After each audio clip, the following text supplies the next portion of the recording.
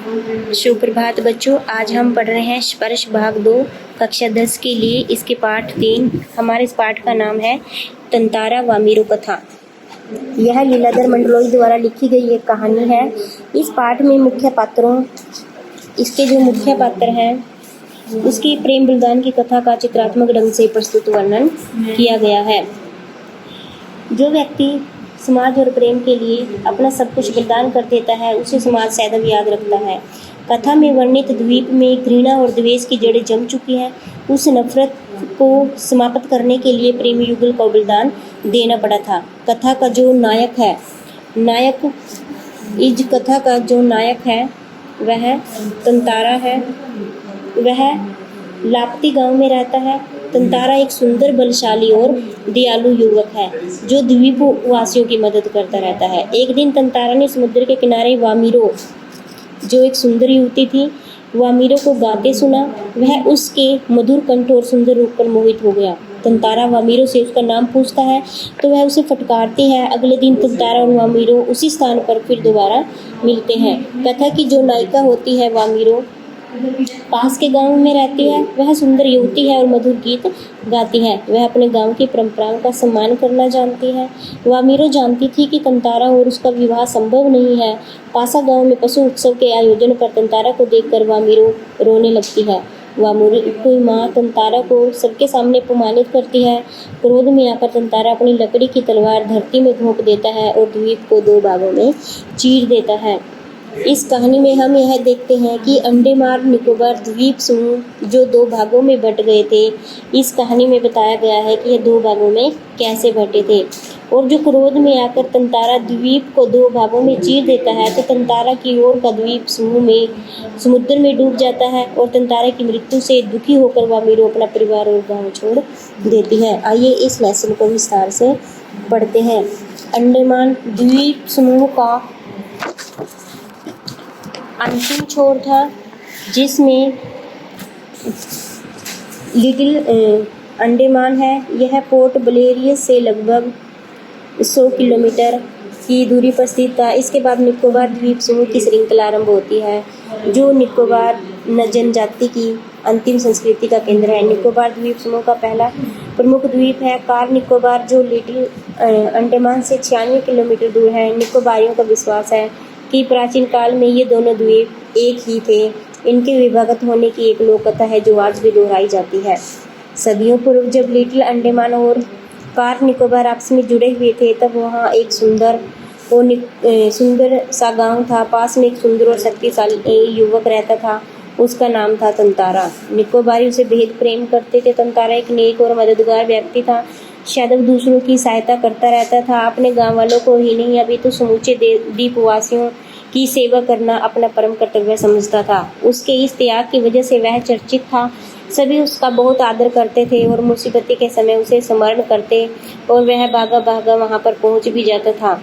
दूसरे गांवों में भी पर्व त्योहारों के समय उसे विशेष रूप से आमंत्रित किया जाता था। उसका व्यक्तित्व तो आकर्षक था, साथ ही आत्मीय स्वभाव की वजह से लोग उसके करीब रहना चाहते थे। पारंपरिक पोशाक के साथ वह अपनी कमर में सदैव एक लकड़ी की तलवार बांधे रखता था। लोगों का मत था कि बावजूद लकड़ी की होने पर उस तलवार में अद्भुत दैवीय शक्तियाँ थी। तंतारा अपनी तलवार को कभी भी अलग नहीं होने देता था। उसका दूसरों के सामने उपयोग भी नहीं करता था, किंतु उसके चर्चित साहसिक कारनामों के कारण लोग बाघ तलवार में अद्भुत शक्ति का होना मानते थे। तंतारा की तलवार एक विलक्षण रहस्य थी। एक शाम तंतारा दिन भर के अथक परिश्रम के बाद समुद्र किनारे टहलने निकल पड़ा। सूरज समुद्र से लगे क्षितिज तल डूबने को था। समुद्र से ठंडी ब्यारें आ रही थी। ब्यारें होती हैं हवाएं। पक्षियों की सायंकालीन चहचहाटे शने होता है धीरे धीरे क्षीण कमजोर होने को थी। उसका मन शांत था। विचार मगन तंतारा समुद्री बालू पर बैठकर सूरज की अंतिम रंग बिरंगी किरणों को समुद्र पर निहारने लगा। तभी कहीं पास से उसे मधुर गीत गूंजता सुनाई दिया। गीत मानो बहता हुआ उसकी तरफ आ रहा हो। बीच बीच में लहरों का संगीत सुनाई देता है। गायन इतना प्रभावी था कि वह अपनी शुद्ध बुद्ध खोने लगा। लहरों के एक प्रबल वेग ने उसकी तंद्रा भंग की। चैतन्य होते ही वह इधर उधर दौड़ने को विवश हो गया। जिधर से अब भी गीत के स्वर बह रहे थे। वह विकल सा उस तरफ बढ़ता गया। अंततः उसकी नज़र एक युवती पर पड़ी जो ढलती हुई शाम के सौंदर्य में बेसुध एकटक समुद्र की देह पर डूबते आकर्षक रंगों को निहारते हुए गा रही थी। यह एक श्रृंगार गीत था। उसे ज्ञात ही न हो सका कि कोई अजनबी उसे देख रहा है। एकाएक उसकी ऊंची लहर उठी और उसे भिगो गई। वह हड़बड़ाहट से माना भूल गई। इससे पहले कि वह सामान्य हो पाती, उसने अपने कानों में गूंजती गंभीर आकर्षक आवाज़ सुनी। तुमने एकाएक होता है, अचानक इतना मधुर गाना छोड़ दिया, क्यों अधूरा छोड़ दिया? तंतारा ने विनम्रता पूर्वक कहा। अपने सामने एक सुंदर युवक को देखकर वह विस्मित होता है, हैरान होना। उसके भीतर किसी कोमल भावना संचार हुआ, किंतु अपने को संयत कर उसने बेरुखी के साथ जवाब दिया, पहले बताओ तुम कौन हो? इस तरह मुझे घूरने और इस असंगत प्रश्न का कारण अपने के अलावा किसी और गांव के युवक के प्रश्न को उत्तर देना मैं जरूरी नहीं समझती। यह तुम भी जानते हो। तंतारा मानो सुध-बुध खोए हुए था। जवाब देने के स्थान पर उसने पुनः अपना प्रश्न दोहराया, तुमने गाना क्यों रोक दिया? गाओ, गीत पूरा करो। सचमुच तुमने बहुत ही सुरीला कंठ पाया है। यह तो मेरे प्रश्न का उत्तर नहीं हुआ, युवती ने कहा। सच बताओ तुम कौन हो? लपाते गाँव में तुम्हें कभी भी नहीं देखा। तंतारा मानो सम्मोहित था। उसके कानों में युवती की आवाज़ ठीक तरह से नहीं पहुँच सकी। उसने पुनः विनय की, तुमने गाना क्यों रोक दिया? गाओ ना। युवती झुंझला उठी। वह कुछ और सोचने लगी। अंततः उसने निश्चयपूर्वक एक बार पुनः लगभग विरोध करते हुए कड़े स्वर में कहा, दृढ़ता की हद है। मैं जब से परिचय पूछ रही हूँ, तुम बस एक ही राग अलाप रहे हो, गीत गाओ। आखिर क्यों? क्या तुम्हें गाँव का नियम नहीं मालूम? इतना बोलकर वह जाने के लिए तेजी से मुड़ी। तंतारा को मानो कुछ होश आया। उसे अपनी गलती का एहसास हुआ। वह उसके सामने रास्ता रोक कर मानो गिड़गिड़ाने लगा हो, मुझे माफ़ कर दो। जीवन में पहली बार मैं इस तरह विचलित हुआ हूँ। तुम्हें देखकर मेरी चेतना लुप्त हो गई थी। मैं तुम्हारा रास्ता छोड़ दूंगा, बस अपना नाम बता दो। तंतारा ने विवशता से आग्रह करना, विनती करना। उसकी आंखें युवती के चेहरे पर केंद्रित थी। उसके चेहरे पर सच्ची विनय थी। वामीरो, एक रस घोलती आवाज उसके कानों में पहुंची। वामीरो, वह कितना सुंदर नाम है। कल भी आओगी ना यहाँ? तंतारा ने याचना भरे स्वर में कहा। नहीं, शायद कभी नहीं, वामीरो ने अनमने उत्सुकता पूर्वक कहा और झटके से लापाती की तरफ बेसुध सी दौड़ पड़ी। पीछे तंतारा के वाक्य गूंज रहे थे। वामीरो, मेरा नाम तंतारा है। कल मैं इसी चट्टान पर प्रतीक्षा करूंगा। तुम्हारी बाट जोहूंगा, जरूर आना। बाट जोहना होता है इंतजार करना।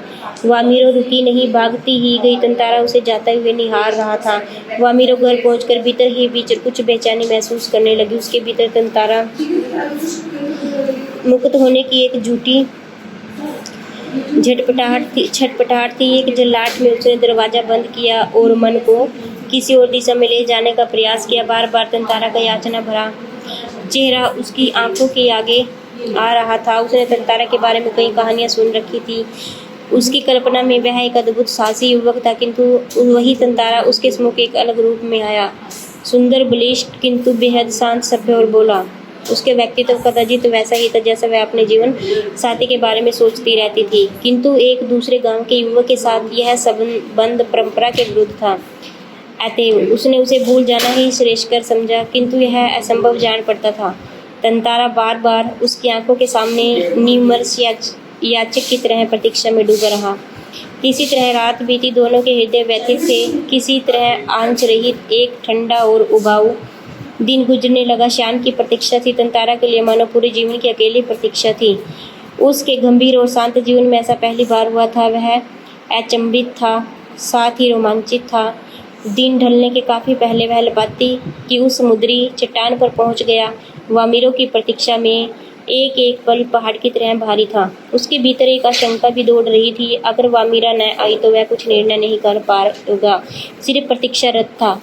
बस आस की एक किरण थी जो समुद्र की देह पर डूबती किरणों की तरह कभी भी डूब सकती थी। वह बार बार लपाती के रास्ते पर नजरें दौड़ाता। सहसा नारियल के झुरमुटों से उसे एक आकृति कुछ साफ दिखाई दी, कुछ और। उसकी खुशी का ठिकाना न रहा। सचमुच वह वामीरो था। लगा जैसे वह घबराहट में थी। वह अपने को छुपाते हुए बढ़ रही थी, बीच बीच में इधर उधर दृष्टि दौड़ाना न भूलती। फिर तेज कदमों पर चलती हुई तंतारा के सामने आकर ठिठक गई। दोनों शब्दहीन थे, कुछ था जो दोनों के भीतर बह रहा था। एकटक निहारते हुए वे जाने कब तक खड़े रहे। सूरज समुद्र की लहरों में कहीं खो गया था, अंधेरा बढ़ रहा था। अचानक वामीरो कुछ सचेत हुई और घर की तरफ दौड़ पड़ी। तंतारा अब भी वहीं खड़ा था, निश्चल, शब्दहीन। दोनों रोज उसी जगह पर पहुंचते और मूर्तिवत एक दूसरे को निर्निमेष ताकते रहते। बस भीतर समर्पण था और अनवरत गहरा रहा था। लपाती के कुछ युवकों ने मूक प्रेम को भांप लिया और खबर हवा की तरह बह उठी। वामीरो लपाती गांव की थी और तंतारा जो था वह पासा गांव का था। दोनों का संभव न था।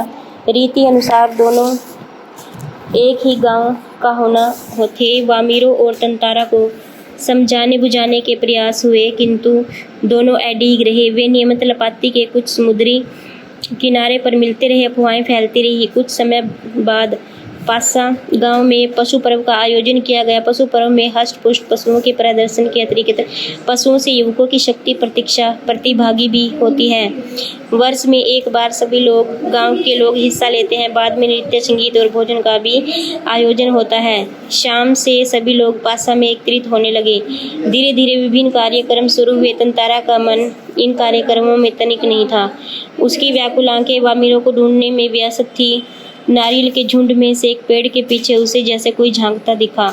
उसने थोड़ा और करीब जाकर पहचानने की चेष्टा की। वह वामीरो थी जो भयवश सामने आने में झिझक रही थी। उसकी आंखें तरल थी, होंठ कांप रहे थे। तंतारा को देखते हुए फूट कर रोने लगी। तंतारा विहिल हुआ। उससे कुछ बोलते ही नहीं बन रहा था। रोने की आवाज लगातार ऊंची होती जा रही थी। तंतारा